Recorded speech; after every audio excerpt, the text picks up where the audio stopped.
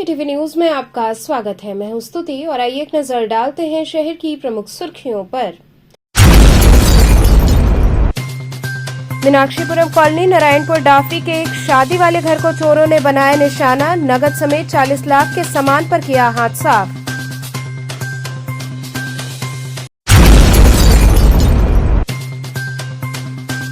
BHU Birla खेल मैदान में BHU premier league 2.0 cricket tournament का हुआ आयोजन।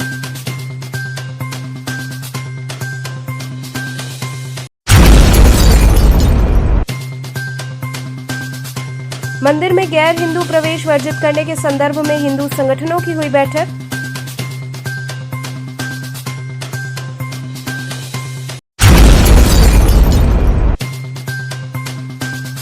और डीएवी पीजी कॉलेज के उर्दू विभाग के तत्वावधान में मुशायरे का हुआ आयोजन।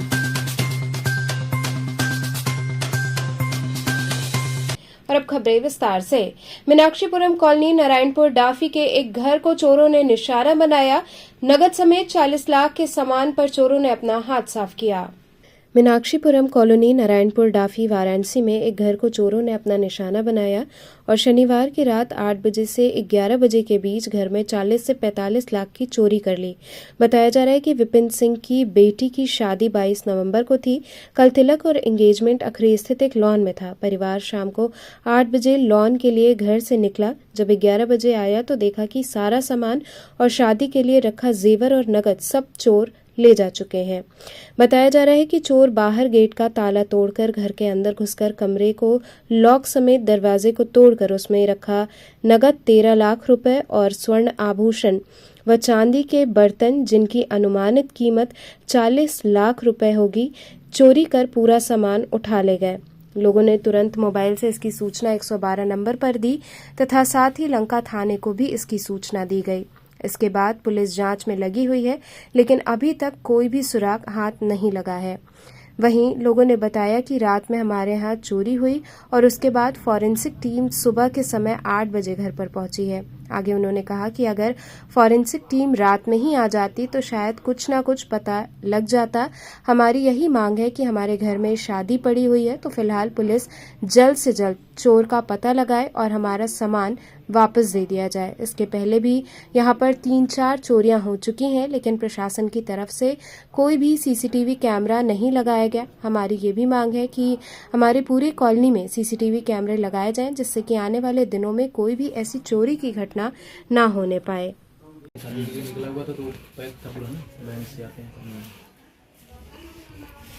यही वाला इसमें पड़ा था ना, इसमें कैश था।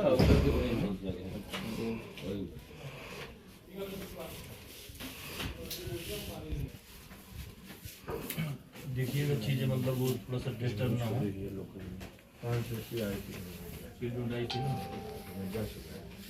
ले लिया शाम आपको दिखा दिया।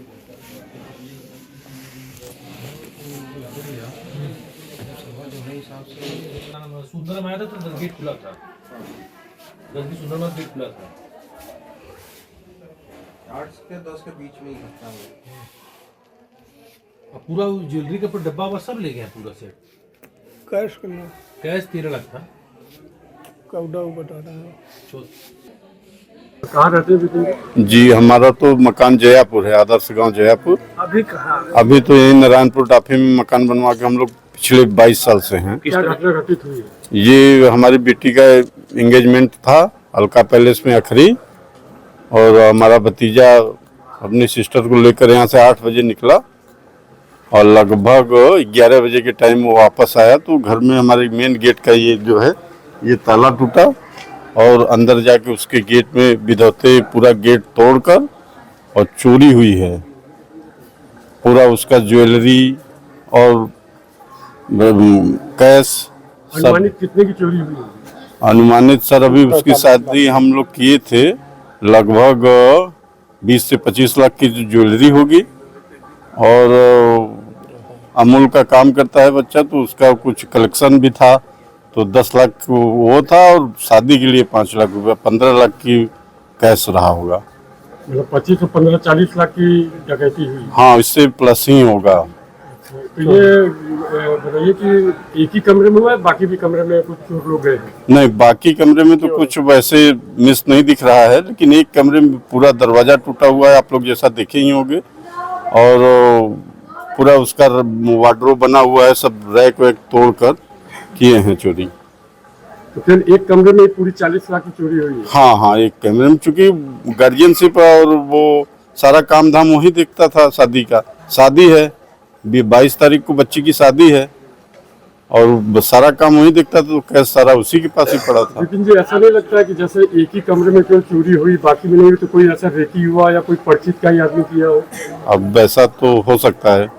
अभी पुलिस मौके पे आई है कि नहीं आई? नहीं आई थी, रात को भी एसओ साहब आए थे थाना लंका, और सुबह में भी लोग आकर रास्ते के कैमरे चेक कर रहे हैं। चोरी का मालूम कब चला आप लोगों को? चोरी का मालूम हमको 11 बजे। ये आप हमारे रिश्तेदार हैं। हम लोग यहाँ से इस मकान को बंद करके 8:30 पर निकले हुए थे अलका पैलेस अखरी के लिए। जब वहाँ से कार्यक्रम संपन्न हो गया और जब हम लोग वापस परिवार को लेकर के 11 बजे यहाँ पहुँचते हैं, तो देखते हैं कि इस गेट का ताला टूटा हुआ था, गेट खुला हुआ था। तो महिलाएं अंदर जाती हैं, जब अंदर जाती देखती हैं तो वहाँ और भी विभत्स दृश्य था। पूरे कमरे जो भतीजे का कमरा था इनके जो है वो टूटा हुआ था, और वो किसी बड़े धारदार हथियार से मार करके उसको तोड़ा गया था। उसमें रखा हुआ कैश और आभूषण ले गए थे, क्योंकि शादी का वकेशन था, ऐसे भी था। लेकिन विडंबना इस बात की है कि केवल एक ही कमरे में से सामान ले गए, जबकि और कमरे में भी ऊपर आभूषण और कैश थे, लेकिन केवल एक ही कमरे का गया। और हमने जब इसकी तत्काल सूचना 112 पर दी और संबंधित एसओ को सूचित किया, वो आए। लेकिन दुख बस इस बात का है कि उस समय अगर फोरेंसिक टीम आई होती और उस समय पड़ताल किए होते तो कुछ क्लू हमको हाथ में लगता। आज सुबह 8 बजे सुबह 9 बजे जो है फोरेंसिक की टीम आई है, लोग वहाँ गए हुए थे, किसी चीज़ का इनकार नहीं किए, सब अस्त व्यस्त था, लोग आना जाना शुरू हो गया था। अब यही है, पुलिस मुस्तैदी से लगे। अभी तो सीसीटीवी कैमरे कहाँ खंगाले हैं, कहाँ देखे, सब तो हमको नहीं बताया गया जो है। लेकिन है, इसके पहले भी 2-3 दिन पहले भी इसके आगे मकान में चोरी हुआ था। लेकिन अब उनकी मुस्तैदी कहा जाए कि अपना दुर्भाग्य। प्रथम दृष्टया में भी पुलिस क्या कुछ खंगाल पाई है? कुछ भी नहीं, अभी तो कुछ भी क्लू उनके हाथ नहीं लगा हुआ। क्या मांग करते हैं? क्या मांग करते हैं? हमारा तो मांग है कि भाई हमारा सामान बरामद हो जाए। हमारा ऐसा वोकेशन था, हमारी लड़की की शादी है और हमारा सब कुछ उसी पर निर्भर था। हम तो आर्थिक रूप से बहुत टूट चुके हैं, और हम तो प्रशासन से ही कहेंगे कि जितना जल्द से जल्द हो सके हमारी जो आर्थिक कमजोर स्थिति हुई है उसको बरामद करावे, ताकि हम अपनी शादी को सकुशल संपन्न करा सकें। और एक मुस्तैदी के साथ लोगों से या उन अपने सहयोग से जगह जगह जो चौराहे हैं, कम से कम एक कैमरे लगावे जो है, अपने सहयोग सरकार से लगावे, न कि जनता पर निर्भर है, ताकि इस तरह की आने वाली गतिविधियाँ और जो हादसा हमारे साथ हुआ है किसी और के साथ न हो, किसी और का जो है शादी जो है सकुशल संपन्न हो, जो है कोई व्यवधान न पड़े। जो बीएचयू बिरला खेल मैदान में BHU premier league 2.0 cricket tournament का आयोजन किया गया। BHU premier league 2.0 cricket tournament का आयोजन विश्वविद्यालय के बिरला खेल मैदान पर धूमधाम से किया गया। टूर्नामेंट के उद्घाटन में अमरीश सिंह भोला, नामित सदस्य बीडीए, बीएचयू छात्र संघ के पूर्व उपाध्यक्ष अरविंद शुक्ला, विश्वविद्यालय खेल बोर्ड के सचिव बीसी कापरी, chief proctor SP Singh, IMS वरिष्ठ वैज्ञानिक संतोष सिंह, हिंदी विभाग के वरिष्ठ प्रोफेसर विपिन कुमार व विंध्याचल यादव के उत्कृष्ट उपस्थिति में आरंभ हुआ। पहला मैच आईआईटी, पीएचडी व विज्ञान संकाय की एमएससी के बीच खेला गया। आईआईटी की टीम ने टॉस जीतकर फील्डिंग का फैसला किया। एमएससी की टीम ने निर्धारित 12 ओवर में 149 का विशाल स्कोर खड़ा किया, जिसके जवाब में आईआईटी की टीम मात्र 97 रन ही बना सकी और एमएससी की टीम 53 रन से ये मैच जीत गई। इस मैच के मैन ऑफ द मैच सात्विक रहे, जिन्होंने शानदार गेंदबाजी करते हुए एक ही ओवर में 3 विकेट सहित कुल 4 विकेट लिए। लेकिन इन्होंने अपनी टीम के लिए बहुत ही शानदार परफॉर्मेंस दी है। इस ओवर में 2 विकेट झटके हैं और दोनों महत्वपूर्ण विकेट, दोनों स्लोवर्स थे। रणभूमि में ऐसा कांड है तो जाने को जब देख तक के बताते क्या स्थिति है, तब बताएंगे कि क्या करना है। गुणगान करे तारी वीर कथा को बखान करे, के शहर जड़ोई धरती ने 132 स्पिरिट्स 11 132 रन 4 विकेट के नुकसान पे।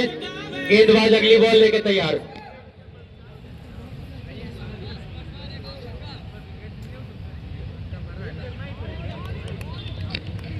स्टेप आउट करके खेलना चाहते थे, एम्पायर का निर्णय वाइड। आप क्या कहना चाहेंगे सर? देखिए, मैं समस्त काशी वासियों से अपील करूंगा कि अपने दैनिक दिनचर्या में जो है अपने व्यापार के साथ, व्यवसाय के साथ और शिक्षा के साथ साथ अन्य एक्टिविटी के साथ साथ अपने स्वास्थ्य के लिए रोज शारीरिक परिश्रम करना जरूरी है। क्रिकेट खेलें, बैडमिंटन खेलें, लेकिन एक समय निकाल करके अपने स्वास्थ्य के लिए जो है और एक अच्छे वातावरण के लिए जो अपने साथ साथ पूरे परिवार को बहुत ही अच्छा लेट कट, योग बहुत ही जल्दी सिंगल जो है बहुत ही चतुराई से, और ये ओवर थ्रो का एक और सभी मिल करके जो है पूरे देश को स्वस्थ रखने के लिए जो है खेल 6 ओवरों से किस प्रकार का ये टूर्नामेंट हो रहा है, कितने दिवसीय है और कितनी टीमें इसमें भाग लेंगी? यह BHU प्रीमियर लीग एक क्रिकेट टूर्नामेंट हम लोग आयोजित करते हैं पिछले साल से, और पिछले साल पहला सीजन था, इस साल ये दूसरा सीजन है और इसमें कुल BHU की 32 टीमें प्रतिभाग कर रही हैं। क्या क्या इसमें फर्स्ट प्राइज जो टीम जीतेगी इसके लिए क्या क्या है? धनराशि है, ट्रॉफी है, क्या क्या चीज़ें हैं इसमें? धनराशि 21,000 रुपये है जो विजेता टीम के लिए, 11,000 रुपया उपविजेता टीम के लिए, और ट्रॉफी रखी गई है। हर मैच का मैन ऑफ द मैच 1,000 रुपये है, और फाइनल और सेमीफाइनल का 2,500 रुपये। आज किसके बीच मैच हो रहा है? आज का पहला मैच, उद्घाटन मैच IIT BHU की PhD की टीम और साइंस के MSc की टीम के बीच हो रहा है। आने वाले युवाओं क्या कहना चाहेंगे सभी जितने खिलाड़ी हैं उन लोगों को? चूँकि काशी हिंदू विश्वविद्यालय महामना जी की जब इसकी स्थापना कर रहे थे तो उस समय उनका यह संकल्प था कि विश्वविद्यालय में पढ़ाई और शिक्षा के लिए उन्होंने यह विश्वविद्यालय नहीं बनाया था। महामना का उद्देश्य था कि जैसे उन्होंने कहा था, जिम भी विश्वविद्यालय में स्थित है, IIT में भी है, काशी हिंदू विश्वविद्यालय में भी है, शिवाजी जिम खाना है, तो उनका विश्वविद्यालय बनाने के पीछे उद्देश्य था कि यहाँ के छात्र पढ़ें भी, खेलें भी और शारीरिक रूप से, मानसिक रूप से हर तरह के तैयार हों और देश के भविष्य के लिए बनकर आगे आए। इसी के निमित्त उन्होंने खेल के लिए भी बढ़ावा दिया। उसी के निमित्त हम लोग BHU premier league cricket tournament का आयोजन करते हैं। मंदिर में गैर हिंदू प्रवेश वर्जित करने के संदर्भ में हिंदू संगठनों ने बैठक की। दुर्गाकुंड स्थित आनंद पार्क में हिंदू संगठनों के पदाधिकारियों ने बैठक की। बैठक में सभी ने आह्वान किया कि वाराणसी के सभी हिंदू मंदिरों में गैर हिंदू प्रवेश वर्जित किया जाए। शहर के जितने भी हिंदू संगठन हैं उनको एक किया जा रहा है और इस मुहिम को पूरे जिले स्तर पर चलाने की तैयारी की जा रही है। बैठक में सभी हिंदुओं को एक करने के लिए आह्वान किया गया। सुधीर ने बैठक में कहा कि हमारी एक ही मांग है कि हमारे हिंदू मंदिरों में गलत तरीके से प्रचार प्रसार न किया जाए। उन्होंने कहा कि BHU में विश्वनाथ मंदिर है लेकिन वहां दर्शन कम और फोटोग्राफी स्थल ज्यादा हो गई है। अमरीश सिंह भोला ने कहा कि हम सभी को सोशल मीडिया के माध्यम से सभी को जागरूक करना है, लेकिन हमें शब्दों की मर्यादा रखनी होगी। जितने भी मंदिर हैं वहां पर बैठक किया जाए और वहां के लोगों से बातचीत करके निर्णय निकाला जाए। उन्होंने कहा कि BHU में सबसे ज़्यादा समस्या है क्योंकि वहाँ टूरिस्ट प्लेस बन गया है। उन्होंने कहा कि किसको लेकर हमें चरणबद्ध तरीके से कार्य करना होगा। उन्होंने कहा कि हम सभी इस अभियान को लेकर कार्य करेंगे। इसको लेकर सभी हिंदू संगठन को एक होना पड़ेगा। आज यहाँ पे दुर्गाकुंड में आनंद पार्क में भाई अभिषेक श्रीवास्तव गोलू जी के नेतृत्व में आयोजित इस बैठक में हम लोग इकट्ठा हुए हैं, सभी सनातनी बंधु जो है कि काशी के साथ साथ प्रदेश के सभी धार्मिक स्थलों पे गैर हिंदू का जो प्रवेश है वो पूर्णतः वर्जित हो, जो है निषेध किया जाए। क्योंकि देखा जाता अमूमन कि आकर के वो वहाँ के माहौल को बिगाड़ने का काम करते हैं, हमारे सनातनी भाइयों को, हमारी सनातन संस्कृति को छेड़ने का काम करते हैं। हमने आज इस बैठक के माध्यम से समाज को जागरूक करने का काम किया है, की अपील की है और साथ ही साथ सरकार से भी आग्रह किया है कि हमारी धार्मिक भावनाओं को जो लोग छेड़ने का प्रयास करते हैं उनको इससे दूर रखा जाए। नहीं तो हिंदू समाज अगर इससे जागृत होगा जो है तो उसका भविष्य में परिणाम बहुत ही खराब सामने आएगा जो है। तो मेरा निवेदन आज के इस कार्यक्रम के माध्यम से है कि जितने भी हमारे मठ मंदिर हैं वहाँ पे गैर हिंदुओं के प्रवेश पे पूर्णतः वर्जित किया जाए जो है। अच्छा, ये जो जैसे साउथ में चल रहा है इस समय जी ड्रेस कोड जी और कुर्ता या जो इस टाइप का, ये भी आप लाना चाहते हैं? निश्चित तौर पे होना ही चाहिए। हर मठ मंदिर में मंदिरों में दर्शन से पहले जो है जो भारतीय परिधान है, जो भारतीय संस्कृति रही है, उसी में करना चाहिए जो है। और मंदिरों में क्या जो ये तिलक वगैरह है वो देख के ही सनातनी की पहचान हो सकती है या क्या, कैसे क्या करेंगे? देखिए हमारी धार्मिक जो व्यवस्था बनी है उसी अनुरूप हम सबको रहना भी चाहिए। जो है तिलक लगाना जो है हमारी संस्कृति में है। तो निश्चित तौर पे जब मंदिर में हम प्रवेश करते हैं तो भारतीय परिधान में और जो वेशभूषा है उसी वेशभूषा में ही रहना चाहिए जो है। और इससे एक आइडेंटिटी भी हो जाती है कि एक और है, क्योंकि गैर जो हिंदू होते हैं वो कहीं ना कहीं तिलक से परहेज करते हैं जो है। तो क्या ये आप जो है सरकार से कोई वो लाना चाहते हैं करके या किस तरह? देखिए हमारी संस्कृति इतनी मजबूत है, हम सरकार से नहीं, हम अपने सनातनी जो बंधु हैं जो है, जो हमारे धर्मगुरु हैं, जो उन्होंने समाज को समय समय पे जागृत करने का काम किया है, उनके द्वारा ही निर्देशित प्राप्त हुए हैं। उसी के जो हमारे धर्मगुरु के हैं जो है उसी अनुसार हम लोग चलना चाहते हैं। तो उसमें सरकार का सहयोग की कुछ लोग हैं जो वहाँ पे उस माहौल को बिगाड़ना चाहते हैं।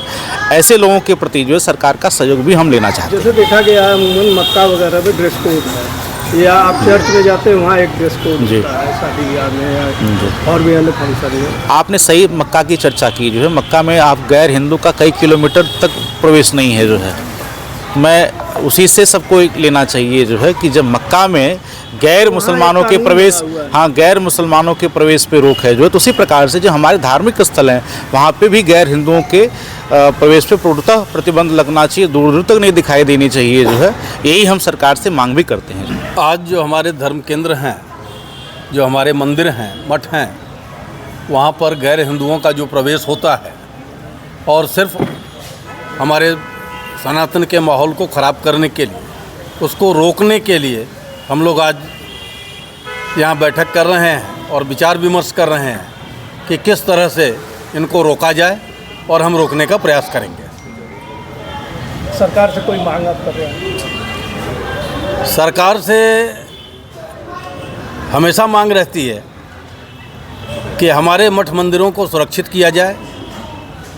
आज वक्फ बोर्ड के नाम पर जिस तरह से हमारे मठ मंदिरों पर कब्जा करने का प्रयास किया जा रहा है, भारत की ज़मीनों पर कब्जा करने का प्रयास किया जा रहा है, ये लैंड जिहाद है और इस लैंड जिहाद को रोकने की ज़रूरत है। और वक्फ बोर्ड जैसे भ्रष्ट कानून को ख़त्म करने की आवश्यकता है, इसे ख़त्म किया जाना चाहिए। अगर नहीं खत्म हो रहा तो क्या सनातनी बोर्ड लाना चाहेंगे? नहीं खत्म किया जाएगा तो इसके लिए हम लोग आंदोलन करेंगे पहली चीज़, और सनातन बोर्ड की भी बात होगी, लेकिन सनातन बोर्ड लाने से वक्फ बोर्ड की समस्या का समाधान नहीं होगा। इसलिए सनातन बोर्ड हर हालत में ख़त्म होने की आवश्यकता है और इसके ख़त्म होने तक हम लोग संघर्षरत रहेंगे। वक्फ बोर्ड के ख़त्म होने के लिए हम लोग संघर्षरत रहेंगे। अच्छा, जैसे आप बताएं 4,70,000 हिंदू सनातनी संगठन है, तो क्या एकजुट होंगे कभी? सनातनी निश्चित तौर पे एकजुट होगा। अभी कुछ लोगों के स्वार्थ सर्वोपरि हैं।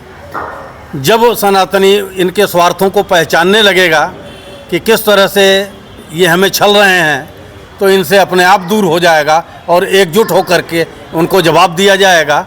और सनातनी एकजुट था, है और भविष्य में भी रहेगा। काशी के प्रमुख मंदिरों में गैर हिंदुओं का प्रवेश वर्जित हो, इसमें उन्होंने आज तमाम हिंदू संगठनों से समर्थन मांगा। मैं और मेरी टीम पूरा समर्थन गोलू सिंह को देती है। चौक ठठेरी बाजार क्षेत्र के आभूषण व्यापारी ने प्रताड़ित किए जाने का आरोप लगाया। चौक थाना अंतर्गत ठठेरी बाजार मोहल्ले में आभूषण व्यापारी ने प्रताड़ित किए जाने का आरोप लगाया। बताया जा रहा है कि संजय कुमार सेठ और ऋषि कुमार लगभग 10 वर्षों से अपनी आभूषण की दुकान चलाते हैं, जो कि मकान बहुत पुराना था। उन्होंने बताया कि दीपक सोनी नामक व्यापारी ने इस मकान को खरीदा और इस मकान को अंडरग्राउंड सहित आकर्षक रूप देने की तैयारी है, जिससे हमें प्रताड़ित किया जा रहा है। उन्होंने कहा कि दुकान मालिक दबंग किस्म का व्यक्ति है, जो कि पीछे के हिस्से से दुकान को तोड़ा जा रहा है, जबकि दुकानदारों के पास स्थगन आदेश भी है। इसके बाद भी कोई कार्रवाई नहीं हो रही है। दुकानदारों के सीसीटीवी कैमरे को भी चोरी कर लिया गया, जिससे कोई प्रूफ न होने पाए। उन्होंने कहा कि हमारी तरफ से बार बार पुलिस से गुहार लगाई जा रही है। चौक पुलिस आती है और आश्वासन देकर चली जाती है। उन्होंने इस संदर्भ में उच्च अधिकारियों से न्याय की गुहार लगाई है। ये आपकी भी दुकान? जी, नीचे ग्राउंड फ्लोर पे मेरी दुकान है।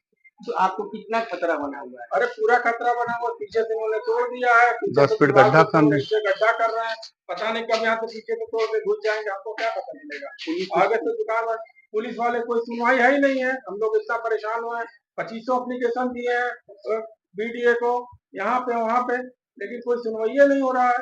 थाने पर भी गए थे, अभी हम लोग परसों ही गए थे, दिए थे, वहाँ पर जाकर के हमने एप्लीकेशन दिया, वो आए और चले गए, बोले आपका हम देखेंगे आए देखे, कुछ नहीं हुआ।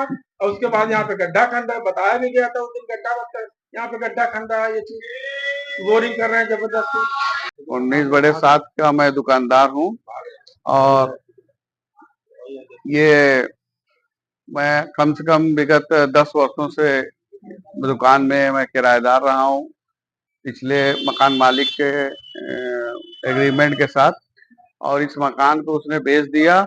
उसके बाद ये दीपक सोनी सना प्रभु शंकर सोनी ने खरीदा है। जब से ये खरीदा है, पूरी बिल्डिंग बनी थी 4 मंजिला, उसको अवैध रूप से तोड़ा। उसके बाद हम लोग को रात दिन प्रताड़ित कर रहे हैं, हमारी दुकान को तोड़ रहे हैं ताकि पीछे से इसको गड्ढा करके हमारी दुकान में, और ये कभी भी जर्जर हो जाए और ये गिर जाए। इसके पहले सीसीटीवी कैमरा नोच के मेरा एक मेन गेट का ताला तोड़ दिया इन्होंने। उसके बाद मेरे दुकान के अंदर कैमरा लगा हुआ था पैसेज में, गैलरी में, उसको भी तोड़ दिया, नोच ले गए, वो चोरी कर ले गए। और दुकान के पीछे का सारा हिस्सा गड्ढा खन दिया इन्होंने। और उसके बाद हमारे दुकान को एकदम जर्जर जानबूझ के बनाया जा रहा है। हमने विकास प्राधिकरण और चौक पुलिस को बहुत बार एप्लीकेशन दिया, लेकिन चौक पुलिस की मिली भगत से ये काम हो रहा है और हमारे इस पे कोई भी कार्रवाई नहीं हो रही है। पुलिस द्वारा कोई कार्रवाई पुलिस द्वारा नहीं हुई। पुलिस आती है और चली जाती है। अधिकारियों को मैं इसके पहले उच्च अधिकारी जो कमिश्नर साहब थे उनको भी हमने दिया। उसके बाद वो यहाँ से आता है चौक थाने से आदमी, उसके बाद देख के चला जाता है, उसके बाद कोई कार्रवाई नहीं होती। अब आप क्या चाहते हैं? हम न्याय चाहते हैं। हमारा दुकान और जान माल का कभी भी ये दुकान गिरा के, इनका मकसद है कि इस दुकान को जर्जर कर दिया जाए। 10 फीट गड्ढा खन रहा है और बोरिंग कर रही है, अंडरग्राउंड भी बनाए हुए हैं, और अंडरग्राउंड के बावजूद ये अभी 10 फीट की बोरिंग करने जा रहे हैं। 10 फीट का गड्ढा मेरे दुकान के नीचे, मेरे दुकान का पिलर वगैरह सब जो था उसको तोड़ करके, और ये सीढ़ी हमारा जो जाने का रास्ता है, जबकि इस पे हमारा दुकान पे स्थगन आदेश पारित है न्यायालय द्वारा, उसके बावजूद ये सीढ़ी को तोड़े हैं और सीढ़ी पे तोड़ के अवैध रूप से ये निर्माण करवाए। इनके इस मकान का कोई नक्शा भी पास नहीं है। जगह है ये चौक थाना अंतर्गत आता है, सीके ठठेरी बाजार, ये सीके 19/7 ठठेरी बाजार स्थित है। और ये लगातार हम लोगों ये दबंग किस्म के हैं, इनके कुछ रिश्तेदार हैं, उच्च अधिकारी हैं, उसका ये हमको हवाला देते हैं कि मेरा कोई कुछ बिगाड़ नहीं पाएगा, और जान से मारने की भी हमेशा धमकी आती रहती है कि तुमको मार देंगे, हट जाओ यहाँ से, खाली करके चले जाओ। डीएवी पीजी कॉलेज के उर्दू विभाग के तत्वावधान में मुशायरे का आयोजन किया गया। डीएवी पीजी कॉलेज के उर्दू विभाग के तत्वावधान में शनिवार को मुशायरे का आयोजन किया गया। कॉलेज के स्वर्गीय पीएन सिंह यादव स्मृति सभागार में आयोजित मुशायरे में शायरों ने उर्दू अदब की जुबान में राष्ट्रीय एकता, आपसी सौहार्द एवं मोहब्बत की शायरी सुनाकर मिसाल पेश की। प्रदेश के विभिन्न जनपदों से आए शायरों ने एक से एक शायरी प्रस्तुत कर श्रोताओं का दिल जीत लिया। गाजीपुर से आए शायर समर गाजीपुरी की शायरी पर पूरा परिसर तालियों की गड़गड़ाहट से गूंज उठा। सुहेल उस्मानी मिर्जापुर से आए डॉक्टर शाद मशीर की, शमीम गाजीपुरी, डॉक्टर नसीमा निशा, प्रोफेसर इशरत जहां आदि ने अपनी रचनाएं प्रस्तुत की। अध्यक्षता बसंता कॉलेज की पूर्व विभागाध्यक्ष प्रोफेसर नफीस बानो ने किया। इसके पूर्व महाविद्यालय के प्रबंधक अजीत कुमार सिंह यादव ने शुभकामनाएं दी। कार्यकारी प्राचार्य प्रोफेसर राहुल ने शायरों का स्वागत किया। संयोजन उर्दू विभागाध्यक्ष डॉक्टर हबीबुल्लाह ने किया। याद उसकी जब लगी,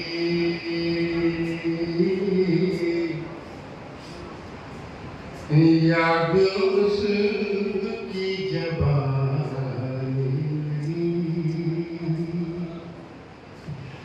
याद उसकी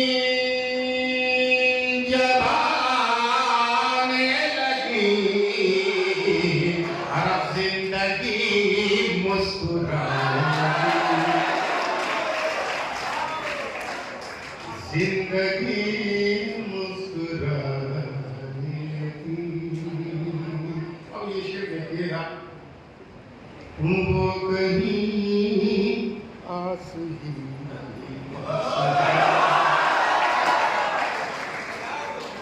वो कहीं वो कहीं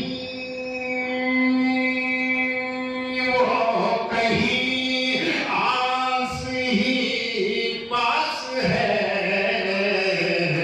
उसकी खुशबू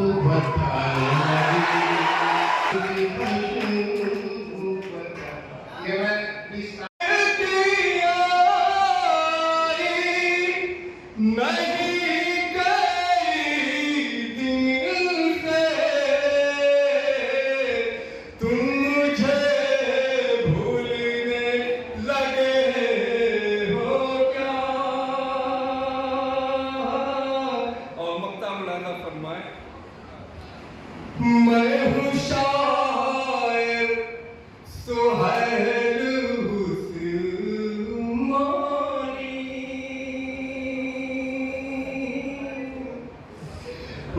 मैं हूँ शायर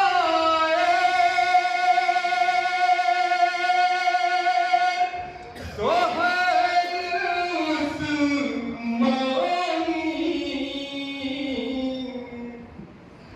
मैं हूँ शायर सुहैल उस्मानी तुम भी अब मानने लगे हो। सर, आज किस तरह का ये कार्यक्रम संपन्न हो रहा है? ये मुशायरा है और हर साल हम मुशायरा कराते हैं। मुशायरा सिर्फ जो है वो ज़हनी तस्कीन के लिए नहीं होता, बल्कि जो है उर्दू मुशायरा जो होता है वो अदब की तरक्की के लिए, उर्दू ज़बान की तरक्की के लिए, फ़रोग़ के लिए होता है और इससे बहुत सारे रास्ते जो है वो खुलते हैं और बहुत से लोगों की रहनुमाई होती है। और शायर वही चीज़ कहता है जो समाज में देखता है, चाहे कोई बुराई हो, चाहे कोई गड़बड़ी हो, तो शायर जो है वो एक तरह से वो अक्कासी करता है।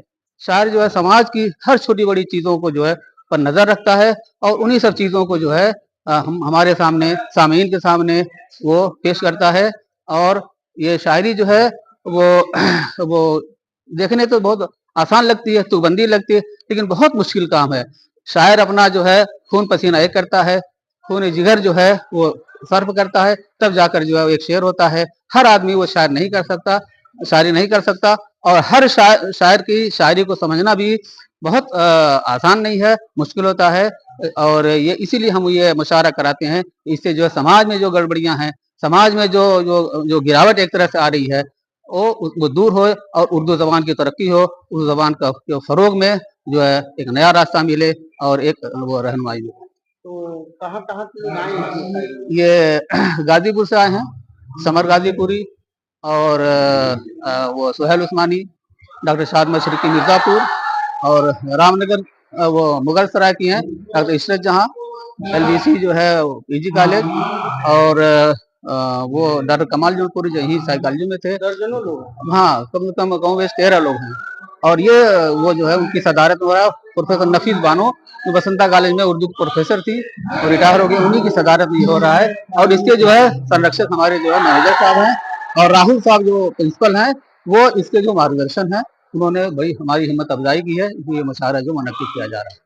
उत्तर प्रदेश मिलेट्स पुनरुद्धार कार्यक्रम के तहत कृषकों एवं विभागीय कर्मचारियों को एक्सपोजर विजिट पर भेजा गया। उत्तर प्रदेश मिलेट्स पुनरुद्धार कार्यक्रम के अंतर्गत कृषि विभाग के अंतर्गत कृषक उत्पादक संगठन एवं औद्यानिक विपणन सहकारी समिति लिमिटेड द्वारा 70 कृषकों एवं 20 विभागीय कर्मचारियों को जवाहरलाल नेहरू कृषि विश्वविद्यालय जबलपुर मध्य प्रदेश के लिए एक्सपोजर विजिट पर भेजा गया।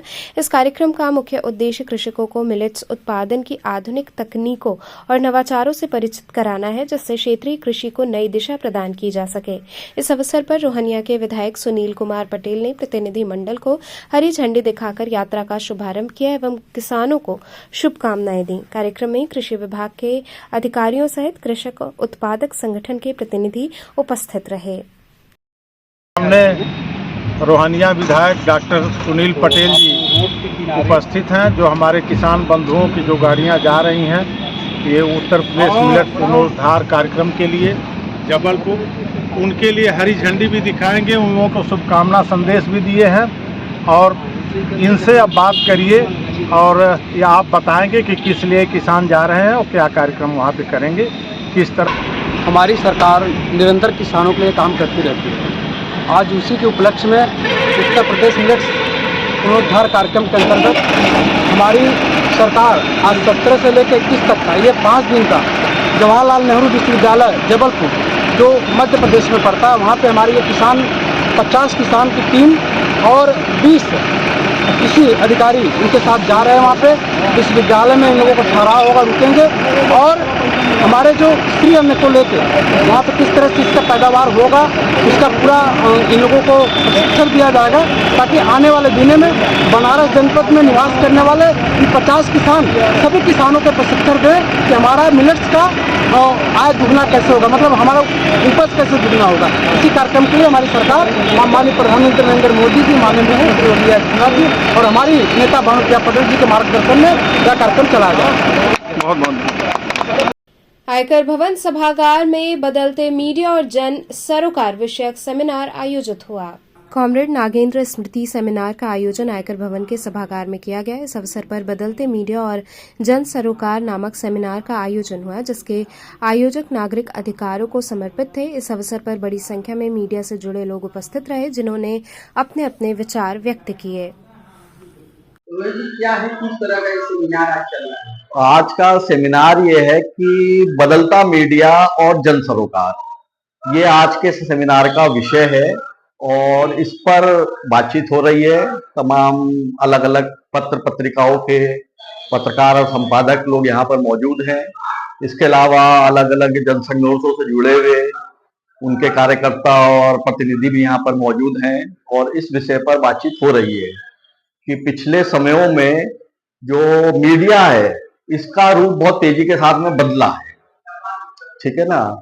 और जो है जो इसका जनता है, जो मजदूर मेहनतकश जनता है देश की, छात्र हैं, युवा हैं, आदिवासी हैं, महिलाएं हैं, ठीक है ना, उनके दुख दर्द, उनके जीवन के कष्ट, उनके संघर्ष इस मीडिया से गायब होते चले गए हैं।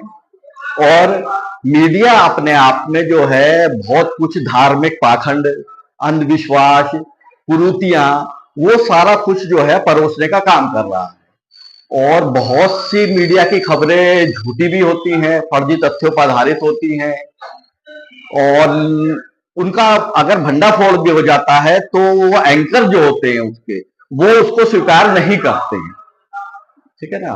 और आज का जो मीडिया है ये जो है एक तरीके से हम कहें कि समाज में ये सरकार के लिए एक तरीके से ध्रुवीकरण पैदा करने की कोशिश कर रहा है। इसी सब बातों पर आज चर्चा ये चल रही है। मीडिया कभी भी निष्पक्ष नहीं रहा। आम धारणा ये है कि मीडिया समाज का दर्पण है, तो बात इसके उलट है, ये बात सच नहीं है।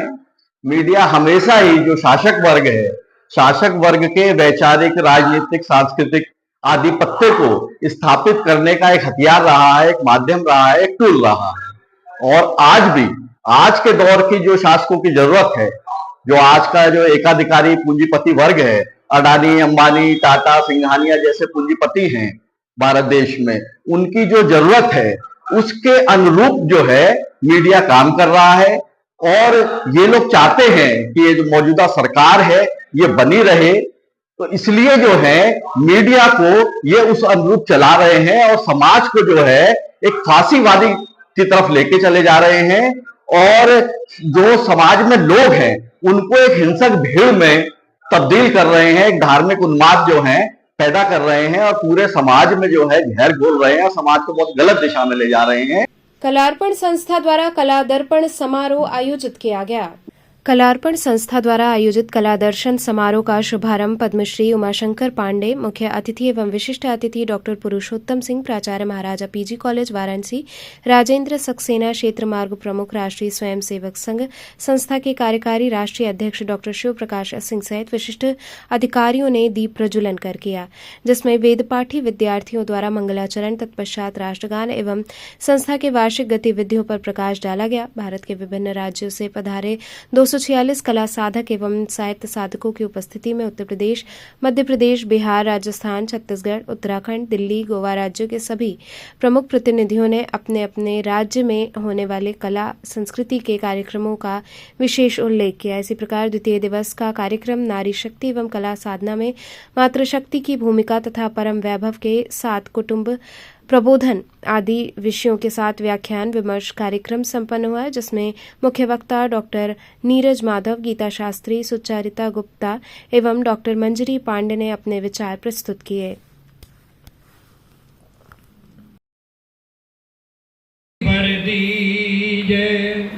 जय मां सरस्वती वर दीजे, काम राष्ट्र के हम सब आवे, काम राष्ट्र के हम ऐसो बर तो दीजे, जय मां सरस्वती वर दीजे। खूब मन मानो, अरे कौन रोक टोक है नैया, अपने मन को छानो, कि कौन रोक टोक है नैया, अपने मन को छानो। तो टूटी, अरे टूटी एड़ा ने तुरतई, के टूटी एड़ा ने तुरतई, के ठाड़े रहियो जई के तई, के अब तुम भोंकरी हो ना कहीं, के ठाड़े रहियो जई के तई। अब पहुंचे साहब टूटी भीतर, तो हमारे जग प्रसाद जी हते बोले जे कुत्ता बहुत परेशान कर रहा है, इसने डंडा उठा के उन्हें अक्षो मिला के 200 भी कई करत बाहर है। दोस्त बोले काहे भीतर, तो वे क्या कह रहे सुनो आप अध्यक्ष महोदय, अरे भीतर की तो का हम कहिए बने कछु ना कातन, के भीतर की तो का। तो कई शब्दकोश में शब्द बढ़ जाते हैं और उड़िया को मैं धीरे धीरे सुनता हूँ, तो मुझे लगता है इससे बढ़िया हिंदी तो है ही नहीं देश में। इतनी संस्कृत निष्ठ हिंदी है उड़िया कि आप धीरे धीरे सुनिए, फिर आपके समझ में आ जाए। तो ये है कलार्पण का तो मतलब आप जानते ही है, जो लोग कला के प्रति अर्पण कर देते हैं। पर होई तो पाव देयो एहि मार्ग सोई, जिस पर भगवान अतिशय कृपा करते हैं उसी के पैर तीर्थ दर्शन की ओर, समाज सेवा की ओर चलते हैं। इसलिए हम इस बनारस देवभूमि में आकर के आपस में सभी को प्रेम बांटें, खुशियाँ बांटें। किसी ने बहुत सुंदर लिखा है कि लगा सको तो बाग लगाओ, आग लगाने से क्या होगा, लगा सको तो बाग लगाओ, आग लगाना मत सीखो, और जला सको तो दीप जलाओ, पर हृदय जलाना मत सीखो। तो हमें आपस में प्रेम बांटना है, खुशियाँ बांटना है। 1-2 मिनट का छोटा सा भजन है, आप सभी से निवेदन रहेगा। कलार्पण संस्था के द्वारा ये वार्षिक अधिवेशन होते हैं। अखिल भारतीय स्तर पर भारत में विभिन्न कोने कोनों से आए हुए कला साधक और साहित्य साधकों का यहाँ पे एक संगम हुआ है। पंडित प्रधानमंत्री जी की ये संसदीय क्षेत्र भी है। वाराणसी में करने का उद्देश्य यह भी था कि कला संस्कृति जो विलुप्त हो रही लोक संस्कृति है उसके संरक्षण संवर्धन के लिए कलार्पण परिवार तो लगा ही है। वर्तमान की सरकार की जिस प्रकार से भारत को परम वैभव के शिखर पर ले जाने की एक संकल्पना है, उसको पूर्ण करने के लिए और सकारात्मक सोच को देख करके हमें लगता है कि आगे भविष्य सभी साधकों का अच्छा होने वाला है। कितने कलाकार आए हैं, कहाँ से आए हैं? भारत के 46 प्रांतों से यहाँ पे साधक उपस्थित हैं और आज समारोह का द्वितीय दिवस है। 3 दिवसीय समारोह चलने वाला है, जिसमें 250 प्रतिनिधियों ने सहभागिता की है। अच्छा, इस जो प्रतिभा है इसको आप गाँव दूर दूर तक कैसे ले जा रहे हैं, इंटीरियर जैसे ले जा रहे हैं? संगठन की एक अपना संरचना है जो ग्राम समितियां, नगर समितियां, महानगर समितियां और प्रदेश समितियां, इस प्रकार से समितियां गठित हुई हैं। वो है, उन समितियों का कार्य है कि अपने कला क्षेत्र में विलुप्त हो रही कलाओं के बीच में, उन साधकों के बीच में जा कर के उनसे संवाद कर के और उनका वास्तविक जानकारी करना। अभी कागज़ों में कार्य करने की ज़रूरत नहीं है, इस धरातल पे क्या कार्य हो रहा है, कौन साधक है, उसकी साधना कहाँ पे रुकी हुई है, उसको एक दर्शन देने का कार्य, उसको मार्ग देने का कार्य संगठन थोड़ा सा सहयोग करने वाला है। दर्शकों के लिए कोई दो शब्द हमारे माननीय अध्यक्ष जी हैं। आपसे कैसे जुड़े? संगठन अभी व्यापक रूप से है, सभी संस्कृति मंत्रालय भी अपना सहयोग कर रहा है, उसमें सभी साधकों के बीच में हम लोग जा पाएँ, ऐसी इसी आशा के साथ कलार्पण परिवार के साथ। किस तरह कार्यक्रम कहाँ पे? ये बनारस में श्री हनुमान प्रसाद पोद्दार अंध विद्यालय में कार्यक्रम आयोजित है और ये कलार्पण संस्था का तीसरा अधिवेशन है। इसका उद्देश्य क्या रहा है? इसका उद्देश्य है ग्रामीण क्षेत्रों से निकल करके जो भी कला साहित्य की प्रतिभाएं हैं उनको एक सामाजिक मंच प्रदान करना, उनको एक निश्चित मंजिल तक ले जाना। ग्रामीण क्षेत्रों में आप किस तरह से? ग्रामीण क्षेत्रों के लिए हमारी अभी समितियां बनी हुई हैं, उन समितियों के माध्यम से हम उन कलाकारों की पहचान करते हैं, उनकी एक डायरेक्टरी बनवाते हैं और फिर उनको हम मंच प्रदान करते हैं। कहाँ अभी तक आयोजित हो चुका है? अभी तक ये अधिवेशन तीसरा अधिवेशन है। पहला अधिवेशन चित्रकूट धाम में था, दूसरा अधिवेशन अयोध्या में हुआ और तृतीय अधिवेशन ये बनारस में। आगे क्या योजना? आगे चौथा अधिवेशन अगले सत्र में होगा, हरिद्वार में प्रस्तावित है। और जी, कार्यक्रम के मुख्य अतिथि कौन थे?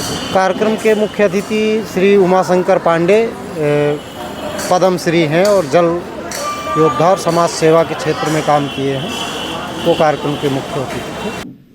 तो चलते चलते पुनः एक नजर डालते हैं शहर की प्रमुख सुर्खियों पर। मीनाक्षीपुरम कॉलोनी नारायणपुर डाफी के एक शादी वाले घर को चोरों ने बनाया निशाना, नगद समेत 40 लाख के सामान पर किया हाथ साफ।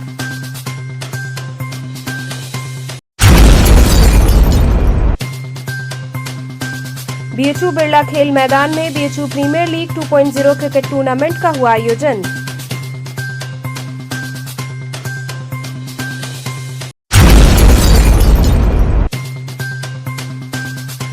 मंदिर में गैर हिंदू प्रवेश वर्जित करने के संदर्भ में हिंदू संगठनों की हुई बैठक।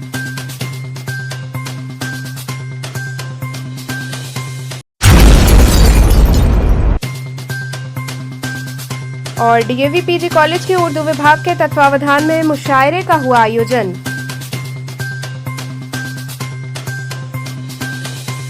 तो थे आज के समाचार, कल फिर होगी मुलाकात, तब तक के लिए नमस्कार।